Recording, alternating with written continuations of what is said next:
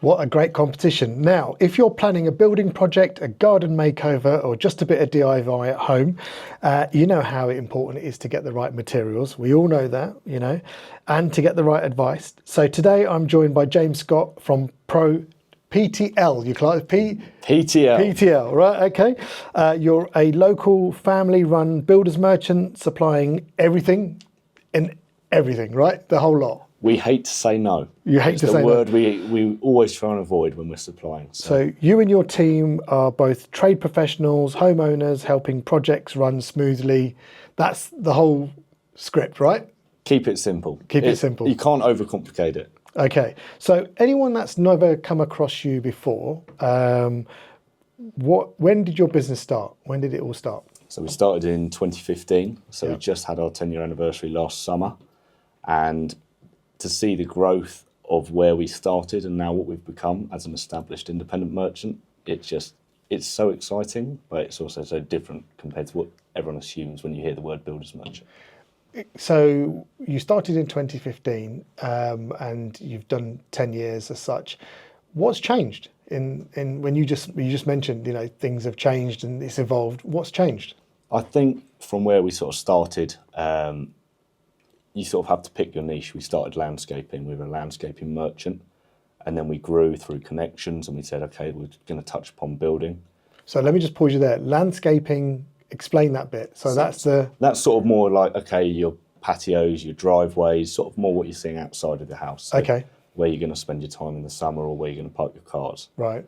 And it sort of then grew into the building side, which is then you're going into your bricks, your blocks, your sort of building materials that are from the first brick all the way to your roof tile. It doesn't matter. Yeah. And that is where we sort of then became so diverse in our product range. So we're not just a landscaping merchant, we're a builder's merchant. We do, as I said, we don't want to say no to what we can supply. We want to be able to cover the whole basis. So you're a family-run business, and you're obviously based within the community. So how important is that community and knowing people and it's being local? How important is that to you as a business? I mean, coming into the business, I was probably naive to how important relationships were in our industry.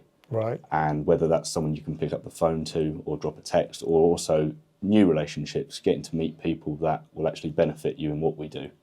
And I think the family side does help that because it does make you more approachable, whether that's to the general public coming in to sort of say, what do you recommend for our building or our landscaping project? But also to the other customers, because you see it in building sort of companies, a lot of them are family businesses. Yeah. They're sort of generational, there's the younger blood sort of coming through. And we try and represent that, and it sort of makes us more sort of relatable to the trades as well. So talking about the trades and the types of people that come to you, what are the typical customers that come to you, that use you? You'd be surprised. Go on, tell me. Oh, you're going to have your general builder, you're going to have your general landscaper, but we also just get the general public. We're lucky that we have a good sort of display options for our landscaping and building projects, so people do come in and they come sort of socialise with us and say, look, we're doing this, what do you recommend? And we've got displays of our like porcelain and natural paving, our bricks are on display. So there is literally any sort of, demographic coming in. There is no limit to it. Everyone is welcome. We accommodate for everybody, which is why I think we do have such a vast range of people coming in to see us. But there is, so when someone comes in and they think they know what they want, and they really don't know what they want, do you sort of hold their hands and help them out as well? We guide them, we can advise them. Obviously, people come in with an idea and we say, okay, we actually would recommend you do it this way.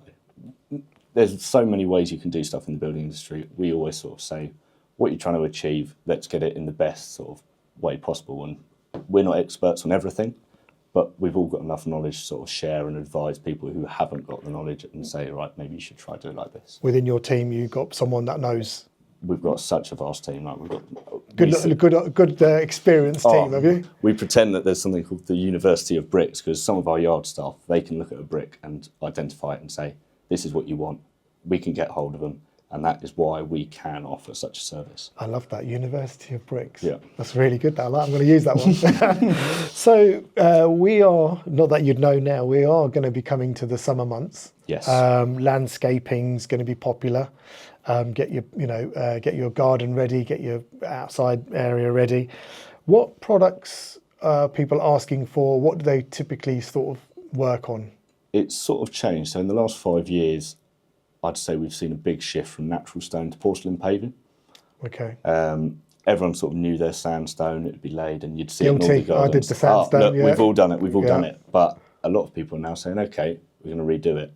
Exterior porcelain has come into a market where it probably was a little bit out of touch in terms of price and it wasn't as available, but now that we've sort of seen it swap, they are sort of on a similar level. So you have a choice. You can still go for that natural stone, which is popular, Yeah. or you can go for that porcelain option, which does have sort of modern day benefits, whether that's easy maintenance, which obviously people are keen for, like don't want to be jet washing the patio 3 times a year. If you can get away with doing it once, you do it once. So. Yeah. So, and also when, and you may or may not know the answer to this, when you're laying this kind of stone, there's always movement and is that always the case, or is it you need to spend a bit more time and energy laying this kind of slab down, so to speak? There are different regulations. When you do go into the porcelain world, obviously it's finer margins. Yeah. But we are blessed in the area. There are so many like trade professionals who offer such service where you shouldn't really have that movement. Obviously laying conditions come into it. I mean, we've had rain every day this year. Yeah, and it doesn't seem to have stopped, right? No, we're in. It's ridiculous, and Yeah. it seems like we've got another few weeks of it coming, which doesn't help us, but it is still doable.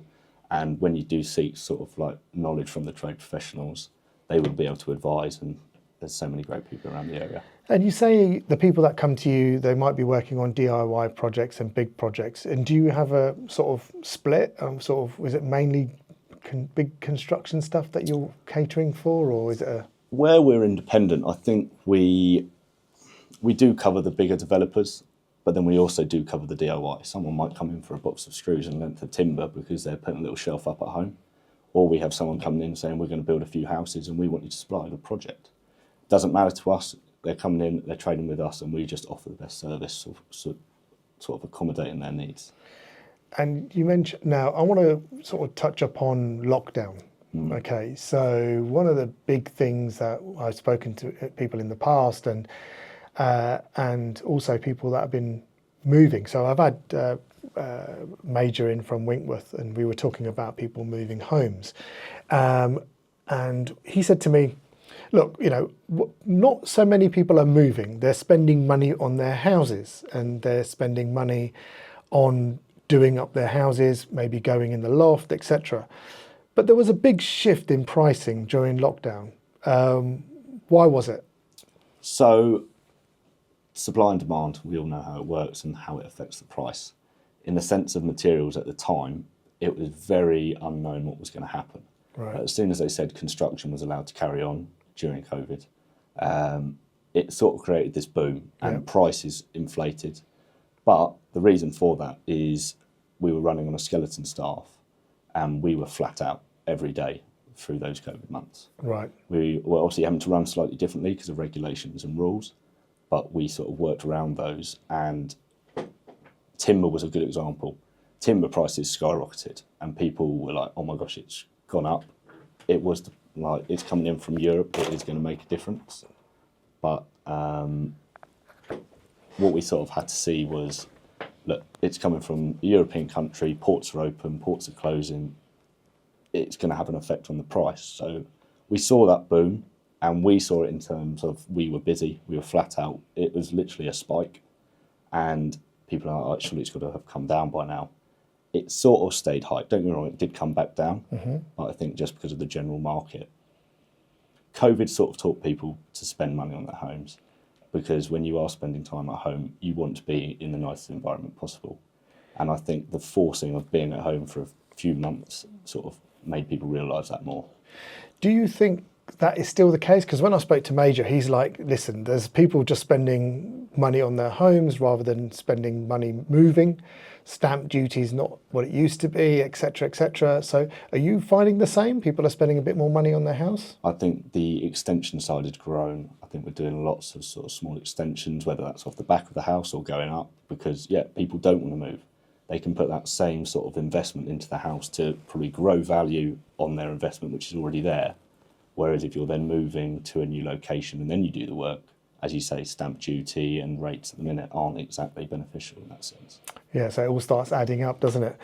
Yeah, no, and he said the same. He says that a lot of people won't move and they'll spend the money. And then they come to people like you and say, I need to do this and help and advise. Well, I'm joined by James from PTL, Pro Traders. And we were talking about building materials and lockdown and what happened. How important is advice and customer service when you're talking about what you guys do with the material business? How important is it? We sort of pride ourselves on service, so it is our number one selling point. Okay. Obviously, there's plenty of builders merchants in the area. Everyone hears of the Travis Perkins, the Jewsons. Yeah. And people say, oh, why would I use PTO? Why would we use Pro Traders as a merchant? And service is our one main reason for it. We offer a service which is very unique in the sense of we run an oversized fleet, so we've always got a spare lorry on hand. Builders, I hate to say it, the most unorganised people on the earth. But thankfully, because of that, we have a business. Which we won't mention any names, hey, Sean? Yeah, Sean, shout out to you. But yeah, it benefits us because we can then say, all right, that's fine. You're in sort of desperate need of some materials. Yep. We've got drivers, myself, or some of the other team in the office. We're able to go out on the lorries, get that delivery out, and honestly, it keeps people coming back. So you do offer local deliveries or within a set? We do it with, we won't say no to any deliveries. We have options with hauliers, so we can sort of arrange deliveries into sort of other areas which aren't local to us. But anything sort of within an hour's drive, we do try cover ourselves on our own fleet. That's quite good. And the trends that you're noticing, I mean, we spoke about the Indians, like the stone and whatever. Paving, yeah. What other sort of trends are you noticing when people are coming in? There's a lot of this sort of, you wouldn't expect with something as simple as a brick. Right. But everyone always think, oh, bricks, red, red, red. The colours are so changing. People are now going for the yellows, the greys, and the different colours that are coming in. It's quite interesting to see. And obviously the sort of advances in cladding and options in sort of render. So people are getting more creative. Okay. And you can just tell by the sort of the questions you get asked, because we're getting people saying, can we do this? And it's sort of something we haven't heard of. Right. And we say, you know what? Yeah, we can. They've been on TikTok, James. They've been on TikTok. They've been scrolling away. They've been doom scrolling, thinking, you know what, I want to do that. What doom scrolling? Doom scrolling. That's what I like to say when someone starts getting that finger a little bit too warm, because they've been scrolling for about half hour without realising it. So. Yeah. So you are noticing a change in fashion, should we call it? Yeah, I think the change in fashion, but then also the traditional side is always there. Where we do operate, obviously, in summer, where we do go into London, I think you find it's still a little bit more traditional because it's keeping in with sort of the area and what people expect to see. Yeah. But then when you get the new builds sort of more on the rural peripheries, then you sort of find that, okay, yeah, you are starting to see new sort of designs coming in. It's different. So someone who's looking to do a landscaping project or any type of project, what advice would you give them? Don't be so conscious on price, because that can always be worked into it. You Okay. always want to know, what do you want it to look like? Because it all comes down to aesthetics. The reason we're building something is either aesthetics or it's like how it's going to work for living. Function. Function is key. And focus on what it is you want, how you want it to look, and then look at your options, because there is so many different ways of doing something that you can always make it work to it. So I think a lot of people are always like, I've got a budget. Budget should always come into it, but it shouldn't be the sort of priority. Be a bit open-minded, I think. Yeah, 100%. Get creative with it. Okay, so Pro Traders, what's next? What's next on the horizon? What is next for Pro Traders? Other than you jumping out of a plane, which you did for Momentum, which you said earlier. Yeah, well, that was a bit of fun. And I was talking to Bav about it. Obviously, they had Momentum in here. Yeah. Great charity, great local charity. And it's sort of doing things like that, realising that, okay, we are now an established local business. Yeah. It's giving back because we are part of a good community. And they reached out to us, so we did our golf day where we raised money for charity, doing a little hole-in-one challenge. Thankfully, no one won because they would have been walking away with a Rolex. So. Oh, wow. But you know what? It got people involved, it got people invested. And then, yeah, so they said, what more can we do? And I ended up jumping out of a plane Well done. and raising some money. Well, there you go. It's good charity. It was a good accomplishment for a great charity. Fantastic. So pro traders. So I know you mentioned you don't say no, but are you looking to expand your product range? Always. Okay. Yeah, always. Is there anything particular you're going to go into? It's sort of what do we get asked for a lot. It's when we get asked for something 3 or more times. Demand based. Why aren't we stocking it? Right. And stock is important. To have stock on the ground, it does mean then we can offer that service of same day, next day delivery. But I think with what we're looking to do with our product ranges, it's expanding them to make them a bit more diverse. And then also bringing in new stuff. There are new products coming into the market all the time, and it's sort of just getting an understanding, getting a demand, and then saying, right, we're going to bite the bullet and take it in.